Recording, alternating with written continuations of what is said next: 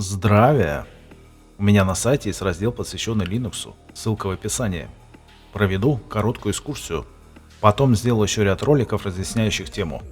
Например, вопрос безопасности в Linux решен гораздо лучше. Тех же вирусов нет. Точнее, они есть, но их сначала надо суметь поставить. Просто открыть ссылку на почте и заразить компьютер не получится. Нам, криптонам, это очень важно. Смартфонам доверия нет. Хоть они также на Linux по сути.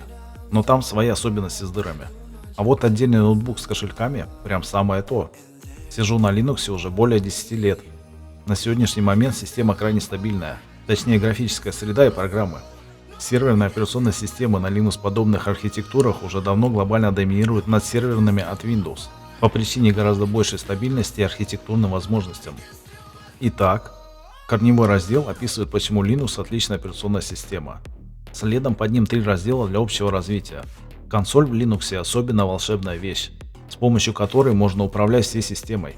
Это прям сильно экономит время. Далее идут разделы уже непосредственно про установку. Они довольно подробные, каждый должен справиться. Обратите внимание в разделе «Установка драйвера видеокарты» на Screen Tearing.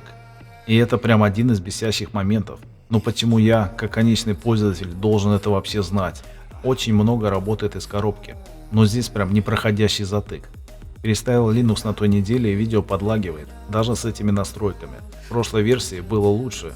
Все остальное работает без вопросов. Каких-то других косяков не заметил. А самый кайфовый раздел в этом всем – это установка программ. В этот раз при переделке на новую версию сделал возможность наставить галочек и установить требуемые программы одной командой. Дополнительно установщик настроит очень многое в системе, как я люблю. Ниже на странице описание, что и для чего. Следующий раздел «Как настроить Linux» можно смело пропускать. Скрипт сам все сделает. В разделе «Настройка звуковой системы» рассказано про эквалайзеры и мой скрипт для управления звуком. В настройке программ придется немножко руками. Не нашел, где эти настройки. Плюс расширение в браузер только руками ставить. Для тех, кто играет, отдельно сделал раздел «Игры на Linux». Также автоустановщик все сделает. Ниже опять разделы для общего развития. И в заключение еще один мой скрипт для управления массивами дисков.